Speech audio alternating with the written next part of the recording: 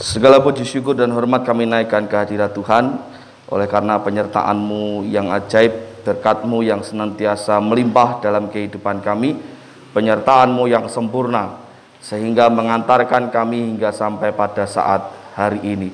Dan kami percaya, bukanlah kebetulan kami ada di ruangan ini, pastilah ada rencana Tuhan bagi setiap kami pribadi lepas pribadi. Dari apa yang kami naikkan dalam pujian penyembahan kami, dari doa yang kami naikkan kepada Tuhan, dan dari pembelajaran firman Tuhan yang sebentar kami akan lewati bersama-sama, meskipun tidaklah sempurna, namun kami percaya bahwa semua mendatangkan kebaikan bagi siapa saja yang mau datang kepada Tuhan dengan segala ketulusan dan kerendahan hatinya.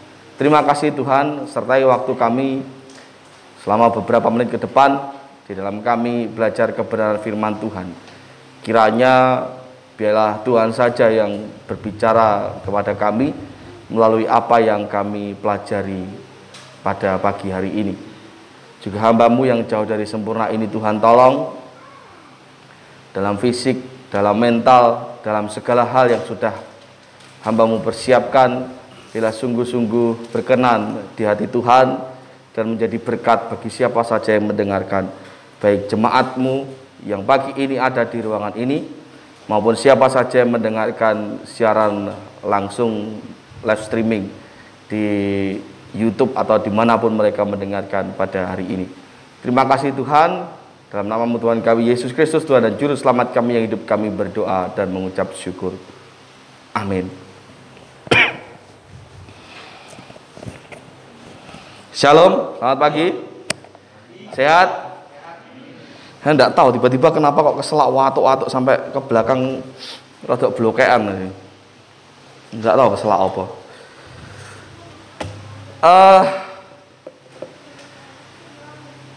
Ada beberapa keluarga yang sedang izin karena keluarganya punya kerja.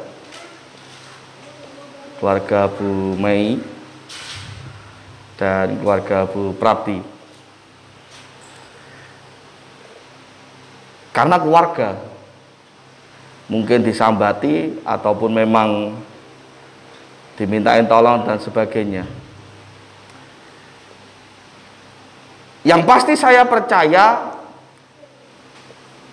bukan hanya karena sekedar statusnya yang adalah keluarga, tetapi pasti ada faktor kedekatan, baik secara emosional maupun kedekatan yang lainnya, hingga membuat beberapa saudara kita ini menghadiri kegiatan dari saudaranya yang sedang punya kerja. Kalau Bu Mei kalau tidak salah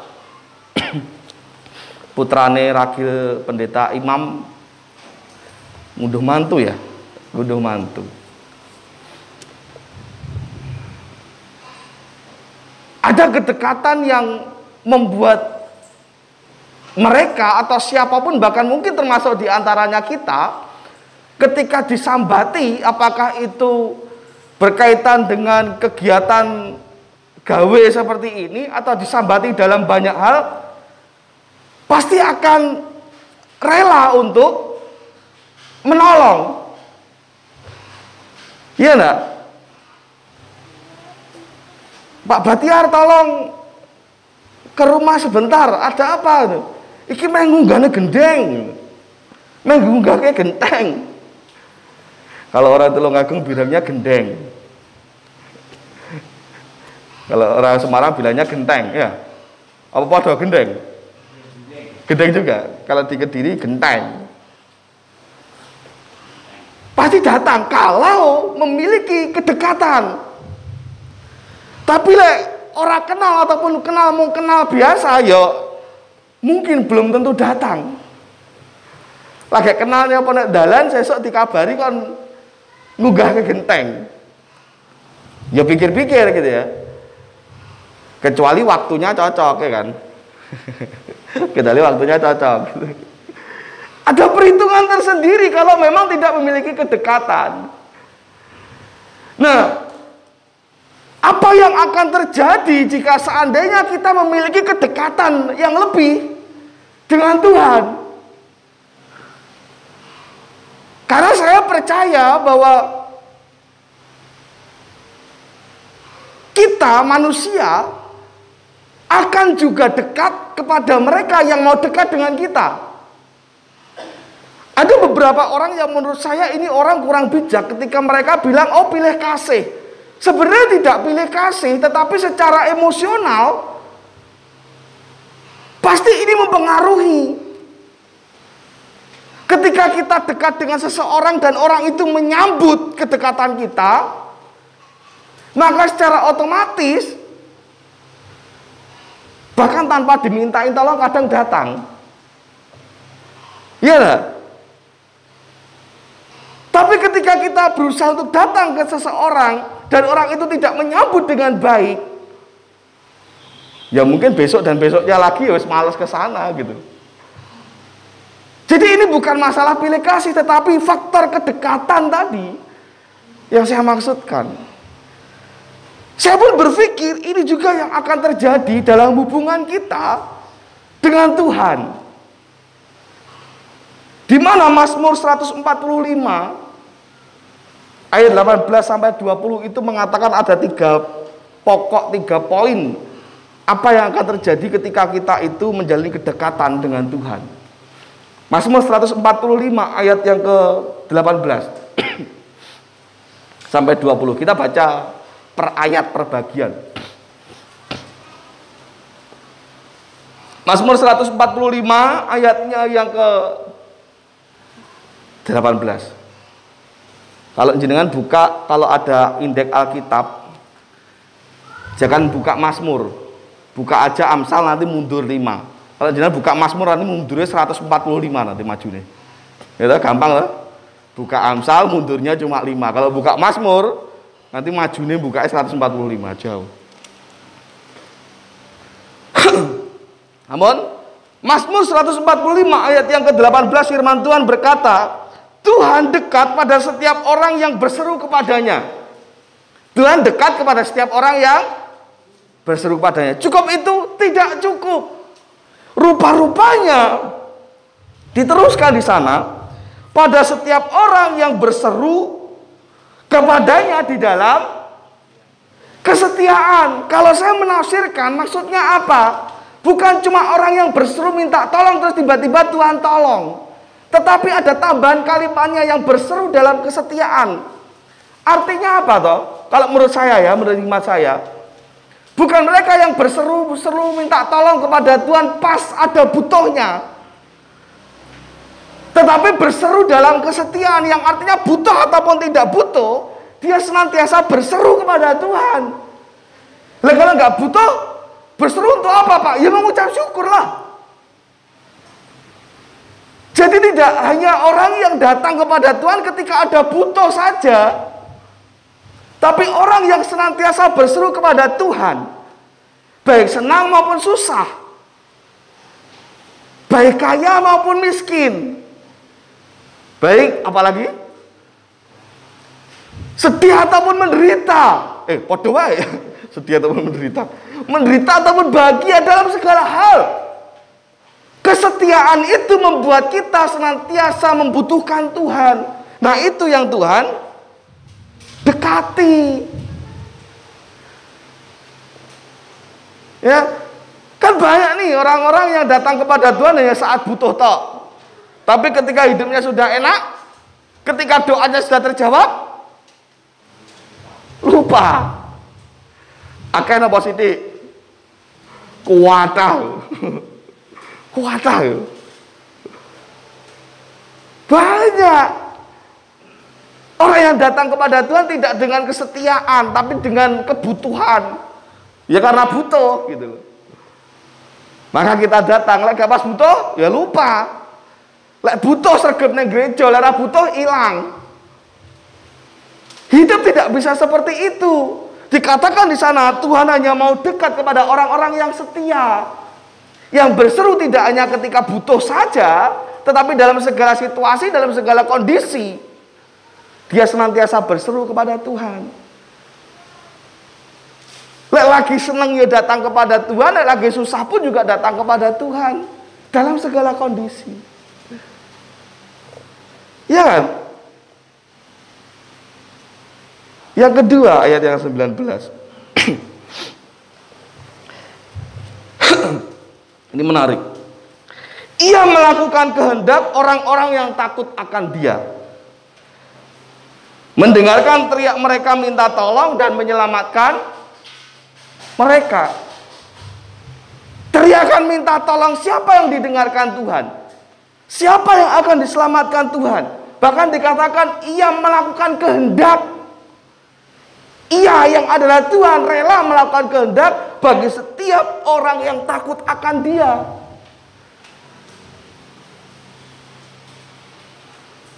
Jadi tidak semua orang yang mengatakan dirinya Kristen akan dituruti sama Tuhan. Tapi secara spesifik adalah mereka yang hidup takut akan Tuhan. Hidup yang menuruti perintahnya, maka Tuhan pun manut. Saya sering bilang sama anak-anak saya gitu loh, ketika mereka minta es krim, Pak beli es krim, Pak beli jajan, Pak beli mainan, Pak. Kamu akan tak turuti kalau kamu pun manut sama Papa. Orang kamu aja habis mandi ngandung mau taruh di kamar, tak suruh naruh di luar, kamu gak mau naruh kok Papa mbok suruh manut sama kamu. Ya mau. Lah kurang lebih gambarannya seperti itu. Tuhan pun dalam tanda petik ya, bukan tidak merendahkan kedudukan Tuhan yang maha tinggi, tetapi Tuhan pun dalam tanda petik manut kepada kita atau menjawab doa kita kalau kita pun manut sama Tuhan. Lah kalau ternyata selama ini teriakan kita minta tolong dalam doa dan sebagainya kok tidak terjawab, ya koreksi diri. Apakah kita pun sudah manut juga kepada Tuhan? Oh, dadi menungso ngayale rak karuan. Wis ditegur dengan berbagai macam model cara juga enggak. Orang mandi, orang mempan, tidak apa bahasa Indonesianya itu? Orang mandi bahasa Indonesianya apa? Ya tadi tidak mempan tadi ya. Ditegur dengan berbagai macam cara juga enggak mempan kok setiap kali doa minta didengar. Ya. Kok sampai naik dewe gitu loh. Tidak manjur lah, tidak manjur. Meneng-meneng mikir jawabannya. Tidak manjur, matur nuwun Bagong. Kenapa doanya nggak manjur? Ya mungkin kita yang nggak manut sama Tuhan gitu loh. Nah ini menjadi koreksi. Kenapa setiap kali kita minta tolong sama Tuhan, pertolongannya tidak datang ataupun kalaupun datang telat? Ya koreksi diri dulu, kamu manut tak sama Tuhan? Perintah Tuhan salah satunya memberi perpuluhan juga nggak memberi kok, nggak manut kok. Lah butuh apa-apa kok mintain yang cepat kudu dijawab. Ya enggak sinkron gitu loh, enggak apa istilahnya, enggak sesuai. Kalau orang Jawa bilang orang sumbut. Enggak sumbut dengan kita minta, dengan kehidupan kita setiap harinya itu yang tidak pernah manut sama Tuhan itu enggak sumbut. Nah, ayat 19 tadi katakan ia yang adalah Tuhan itu melakukan kehendak orang-orang yang takut akan Dia. Hanya mau melakukan, hanya mau manut kepada orang yang memang dasarnya juga takut akan Tuhan, yang dasarnya juga manut sama Tuhan. Berarti Tuhan pilih kasih Pak, kok sembarang-barang pilih kasih digo senjata. Ini bukan masalah pilih kasih, ini bagi saya fair, adil. Siapa yang manut dia dapat hadiah, yang nggak manut ya sudah.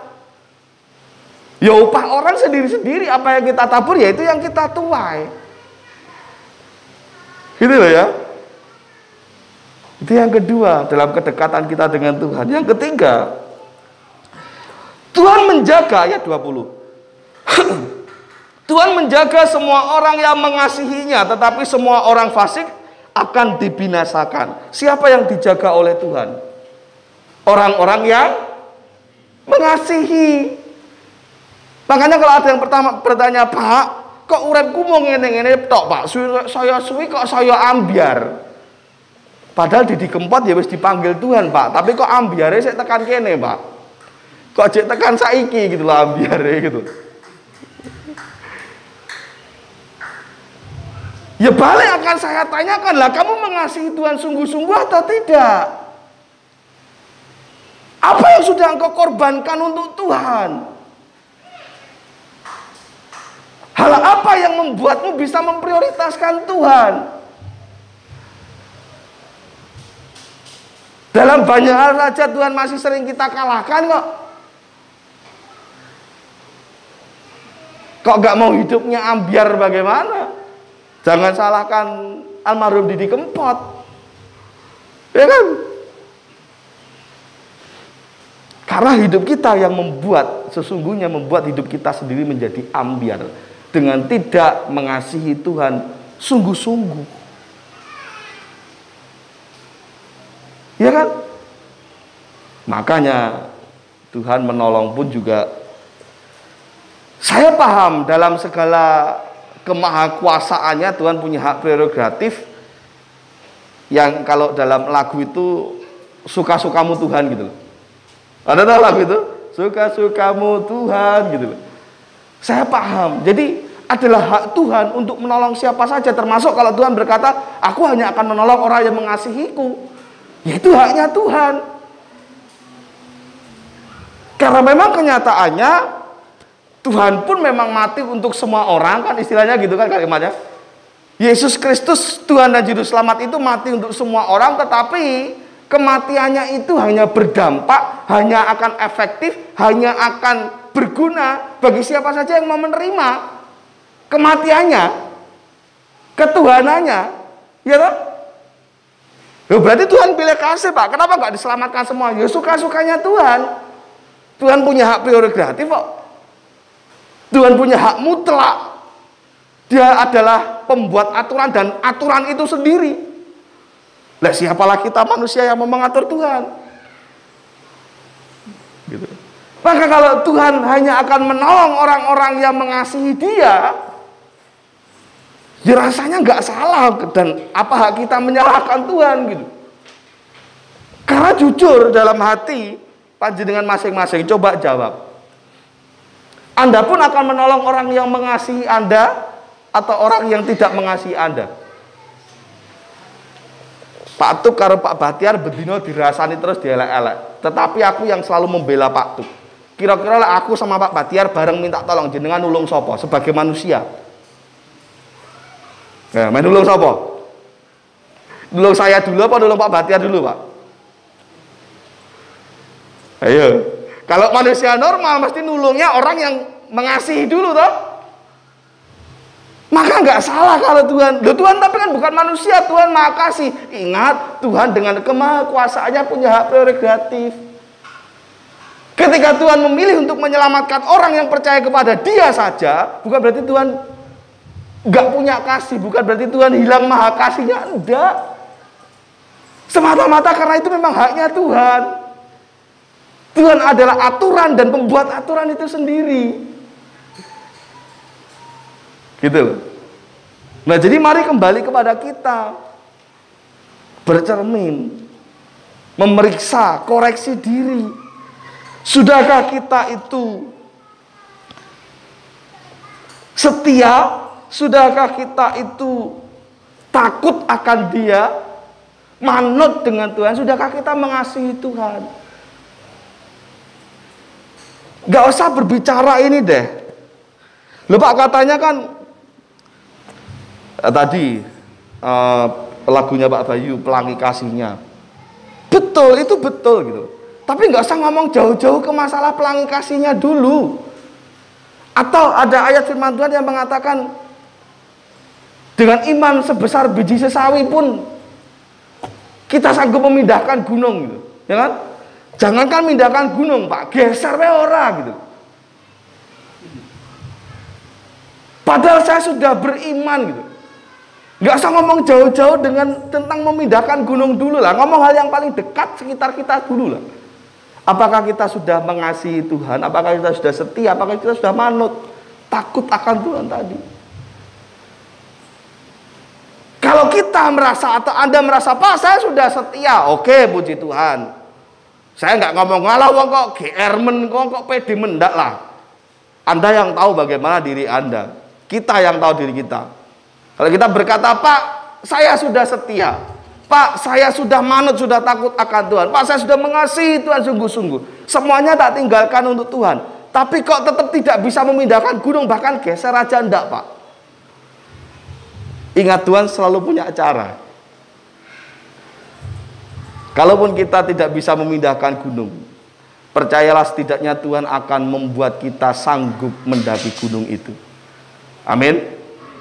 Ora apa-apa ora mindah gunung, tapi Tuhan akan memampukan kita untuk mendaki gunung itu. Jadi jangan minder kalau seandainya kita, Pak, kok nggak bisa mindah ke gunung, Pak. Ora apa-apa. Tuhan memberi kita kekuatan untuk mendaki gunung itu sampai lewat. Kalau kita berseru dalam kesetiaan, kalau kita takut akan Tuhan, kalau kita mengasihi Tuhan sungguh-sungguh, kalaupun kita tidak mampu untuk memindahkan gunung, Tuhan akan memampukan kita untuk membuat kita dapat melewati atau mendaki gunung. Percaya enggak? Tuhan selalu punya cara untuk menolong kita. Dan caranya pun macam-macam, gak akan pernah sama. Nah, tapi kayak aku lihat orang itu bisa memindahkan gunung, Pak, kok saya enggak bisa, padahal imannya sama. Ora apa-apa, caranya Tuhan nolong kamu adalah dengan mendorong kamu supaya kamu kuat daki gunung. Bukan dengan mindahke gunung. Mungkin bahu kita tidak sekuat orang yang bisa memindahkan gunung, tapi kaki kita jauh lebih kuat untuk melangkah mendaki gunung tertinggi itu, melewati setiap masalah kehidupan kita. Percayalah, Tuhan selalu punya cara untuk menolong kita. Jangan pernah berhenti mengasihi Tuhan, jangan pernah berhenti manut sama Tuhan, dan jangan pernah berhenti kesetiaan kita kepada Tuhan. Lakukan saja apa yang bisa kita lakukan semaksimal kita. Tuhan yang punya cara untuk menolong kita dalam segala hal, apapun itu, baik itu pergumulan pribadi, keluarga, rumah tangga, pekerjaan, atau bahkan pelayanan kita. Tuhan selalu punya cara. Walaupun terkadang kita merasa mentok, yaitu tadi karena apa istilahnya, pikiran kita sudah berpikir bahwa kok aku gak bisa mindah-mindah gunung ini ya, kok aku gak bisa menyelesaikan masalah ini ya. Kita lupa bahwa Tuhan bisa memakai cara lain untuk kita bisa melewati cara itu. Ya kan? Wes tahu, percaya saja. Tuhan selalu punya cara untuk kita semua. Terus tanamkan diri untuk tetap dekat kepada Tuhan apapun yang terjadi. Tuhan Yesus memberkati kita semua. Kita akan tunduk kepala dan berdoa. Bapa kami di surga, terima kasih untuk kebaikan Tuhan. Kiranya firman Tuhan pagi ini boleh menolong kami untuk lebih memahami bagaimana kami harus hidup di dalam Tuhan, mengasihi Tuhan, setia kepada Tuhan apapun yang terjadi, tidak datang hanya saat butuh saja, tapi dalam segala situasi dan kondisi kami menunjukkan atau dapat menunjukkan kesetiaan kami kepada Tuhan. Takut akan Tuhan, manut dengan apapun yang Tuhan katakan adalah kunci dari segala sesuatunya. Mampukan kami Tuhan untuk tetap bertahan walau apapun yang sedang terjadi. Karena mau percaya setiap kami pasti memiliki pergumulan masing-masing. Dan sebab itu biarlah Tuhan dengan caramu sendiri Tuhan yang dapat menolong kami melewati itu semua. Satu hal yang pasti, kami percaya Tuhan tidak akan pernah mempermalukan kami, Tuhan tidak akan pernah mengecewakan kami, dan Tuhan tidak akan pernah menjatuhkan kami. Tuhan yang selalu mengangkat kami, Tuhan yang selalu menolong kami tepat waktunya Tuhan. Terpujilah namamu Tuhan, di dalam namamu Tuhan kami Yesus Kristus Tuhan dan Juru Selamat kami hidup. Kami berdoa dan mengucap syukur. Amin.